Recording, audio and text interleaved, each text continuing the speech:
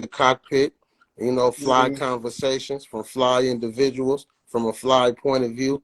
yeah. So jumping in, man, for the people who, live under a rock, or the people who ain't in tune to the movement, tell them who you is, where you from, and what you do, boss. Yeah, man, my name ROSCO, FEDDI, man, I'm a rapper, you know what I'm saying? Up under that F.O.D Entertainment umbrella, from the Twomps, the Dubs, you know what I mean? Grew up on 21st Avenue, East 25th Street, around the top of the 20s, that's about it. Okay. Well, I mean, because I'm in tune, and I just been checking you out. I've been seeing your face for a while. You've been doing videos, popping out here and there. So Yeah.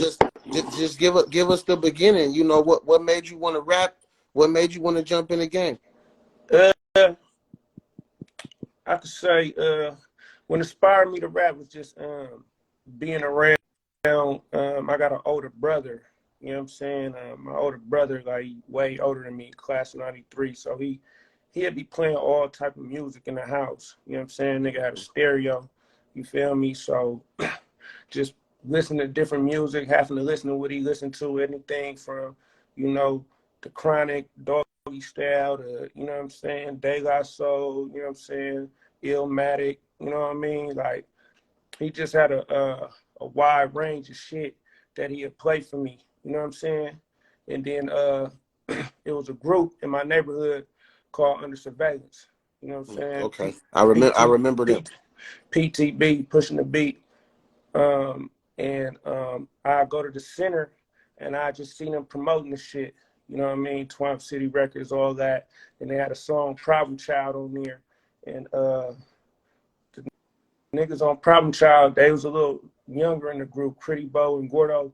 And they was two teenagers, you know what I'm saying? And that shit made me feel like I could do that shit. Mm-hmm. You know what I'm saying? Because it was young niggas in the neighborhood actually on wax.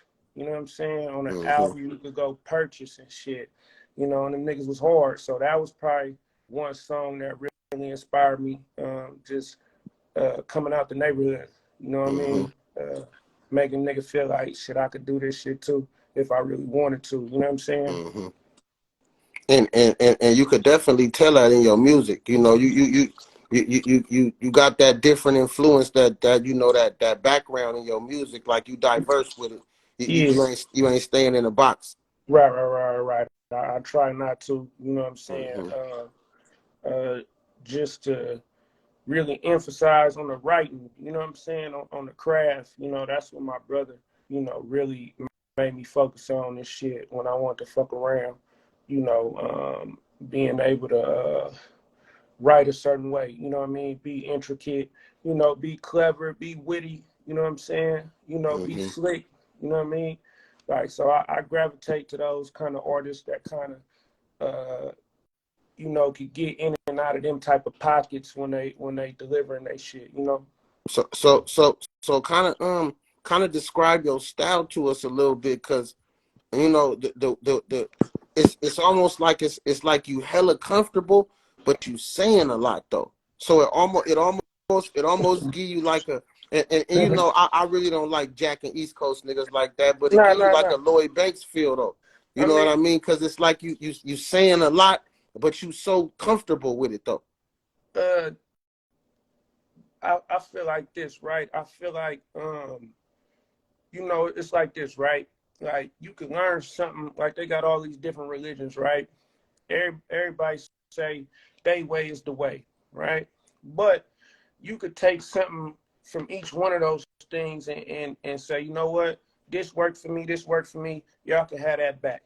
You know what I'm saying? So you can learn from anybody. A knock come washing your car and shit might drop a jewel on you. You know what I mean? So I try to pull from different artists that I like, you know what I'm saying? And maybe I could use that to incorporate into my style. You know what I'm saying? So it's a mixture of a lot of different things. You know what I mean? Like, the Too Short, being laid back, you know what I'm saying, on some town shit, or just being lyrical on some, what motherfuckers might say, East Coast shit, or, you know what I mean? Or even like a Lil Wayne or something like that. Like, we listened to a lot of Lil Wayne growing up. You know what I mean? And it was a point where this nigga was saying he was the best rapper alive. And Mm-hmm. that was undeniably damn near a fact. You know what I'm saying? Mm-hmm. So I don't just limit it to motherfuckers being lyrical from the East Coast. You know what I'm saying? Okay. Okay. But they pioneered the shit. You know what I'm Yeah. saying? But Too Short gave the game the player persona, which you see a Mm-hmm. lot of people emulate. You know what I mean? 8 Ball, MJG, you know, UGK say they was heavily influenced by Short Dog. You know what I mean? So I think everybody pull from everybody.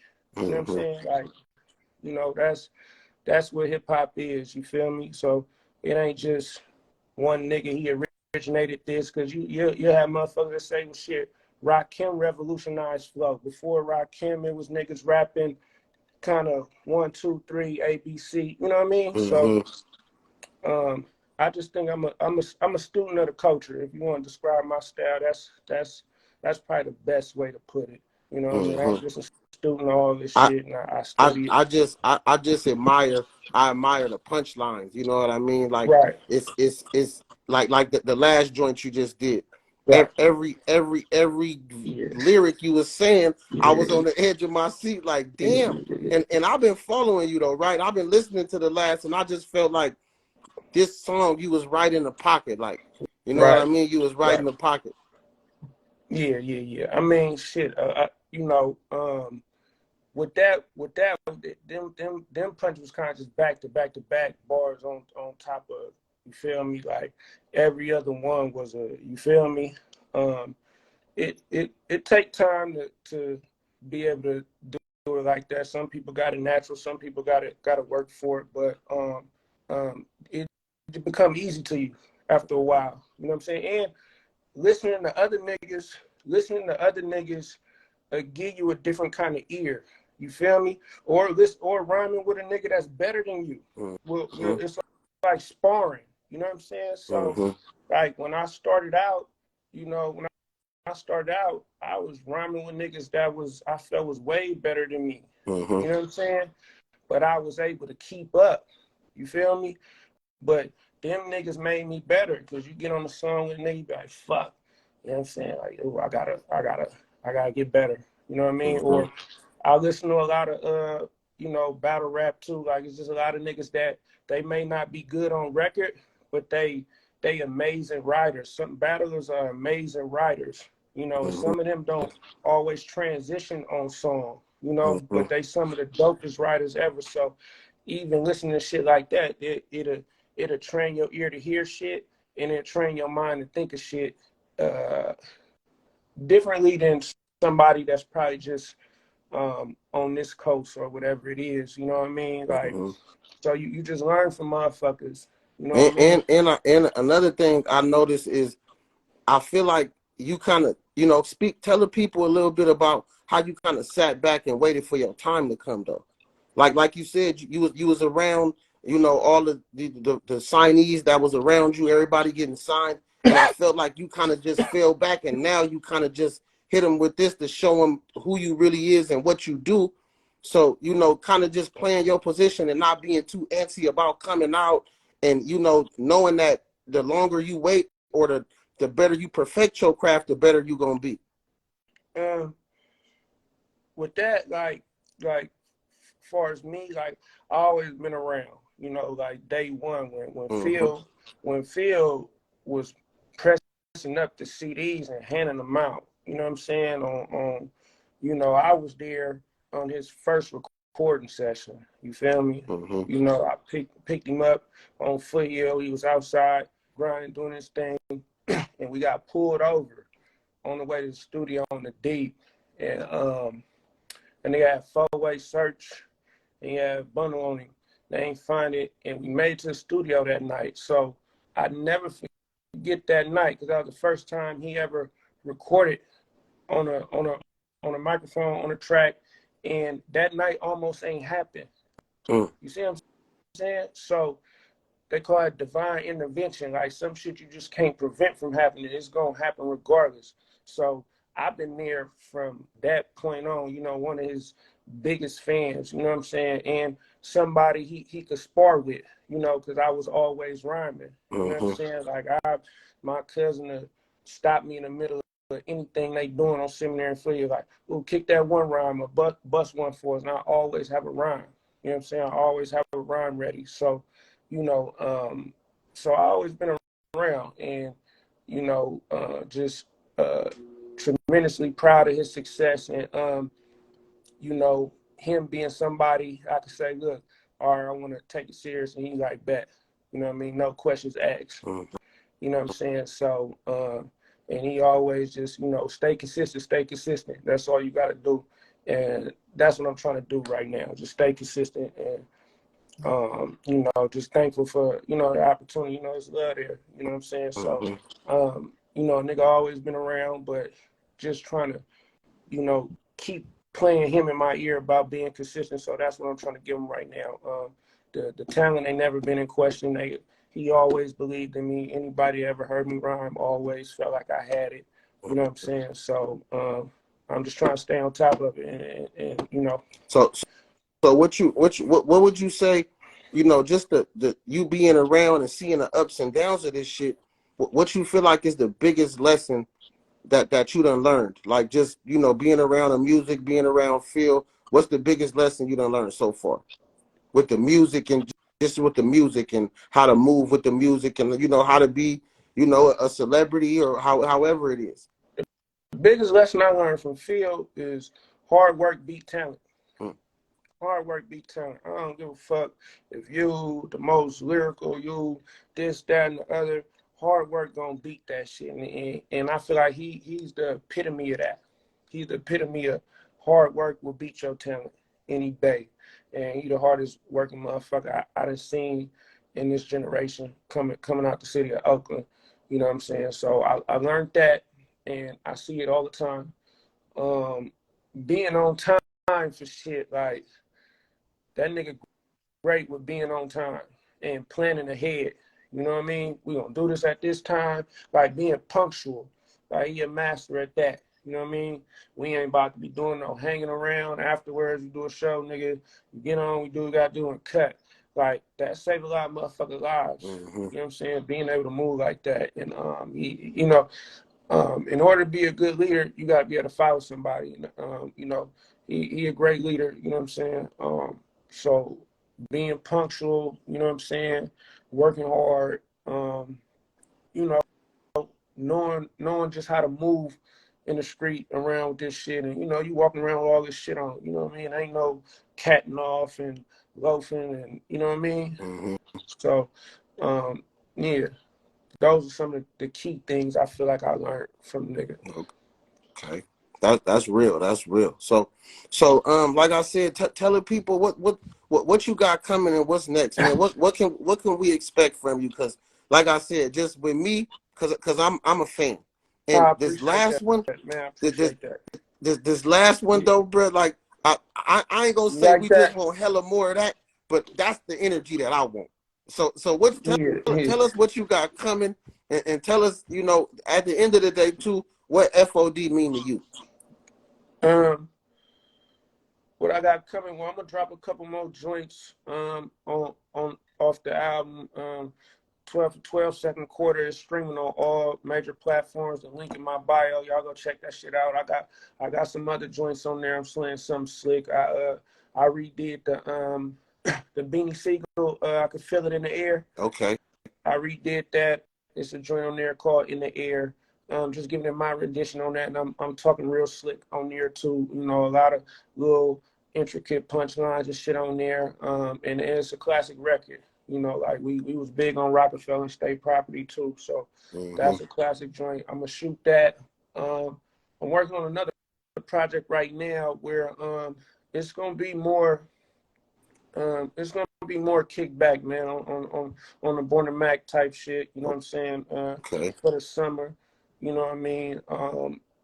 Geared towards women, you know what I'm saying, and you know, niggas being players, you know what I'm saying. But one thing about me, no matter what kind of record it is, I'ma always slide some of that shit in there, because that's just me.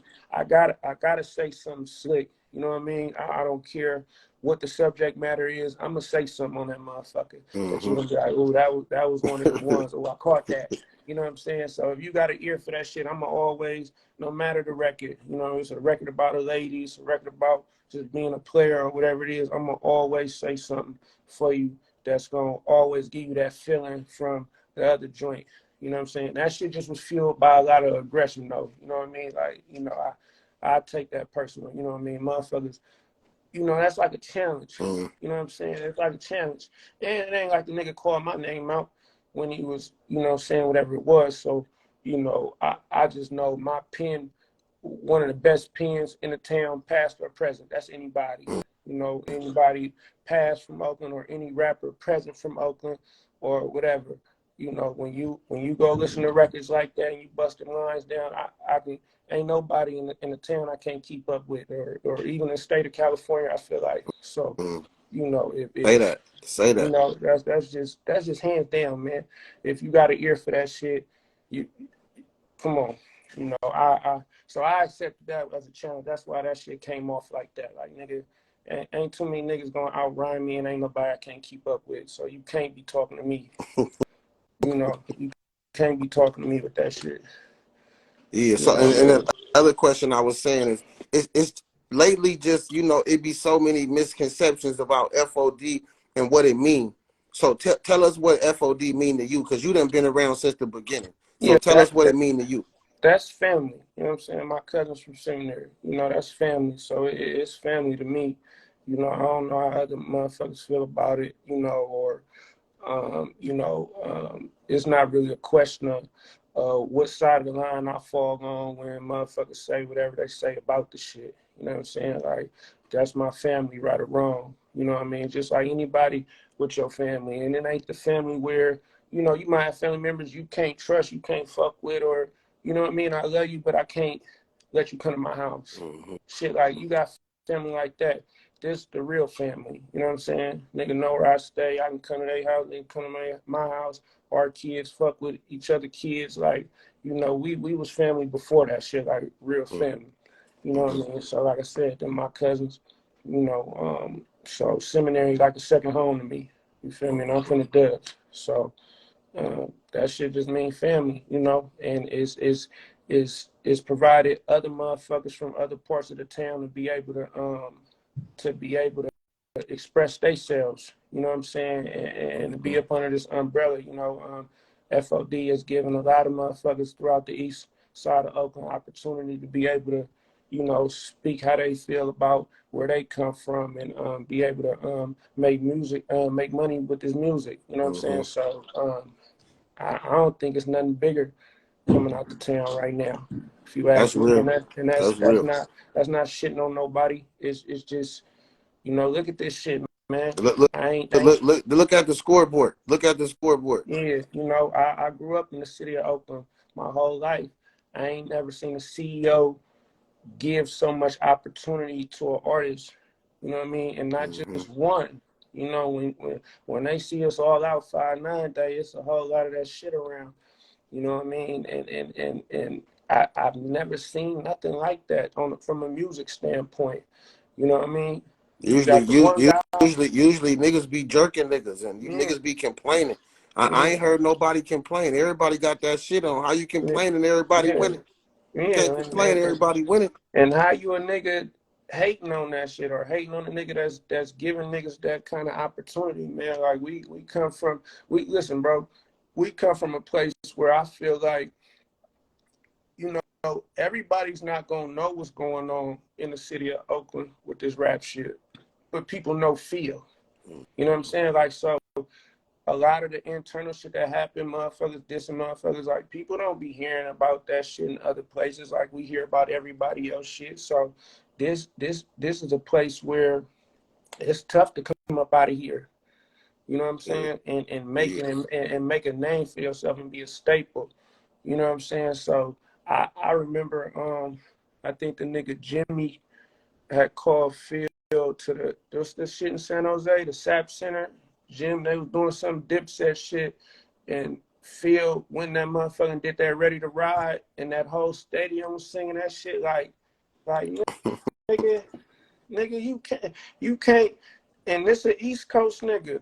Everybody know what that movement is about. So the type of respect he garnered from these major artists, you know what I'm saying? Like Phil, he a pillar out here, you know. And if you from the town, I just feel like, how can you hate that shit, man?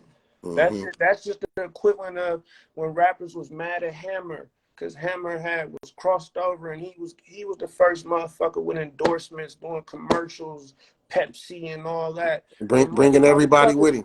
other motherfuckers in hip hop was hating on Hammer for that shit. Now look at niggas. Rappers doing commercials, they doing Sprite. Everybody want to have endorsements, and Hammer did that shit first, and motherfuckers was hating. But that nigga got a bag out of this world. For real. You know what I'm saying? So I just feel like, man, you know, you can't hate on the nigga that's doing shit like that in the community either. You know what I mean? Giving back to the community. You can't hate on motherfuckers like that. And I salute all the niggas that are in my same age group that's doing shit in the community. The Fabs, the Dames, Lillards, you know what I'm saying? The Marshaws, the Filthies. You know what I mean? Like when we was growing up, we ain't had none of that shit. Wasn't nobody giving shit out to the kids and shit. Wasn't no free camp.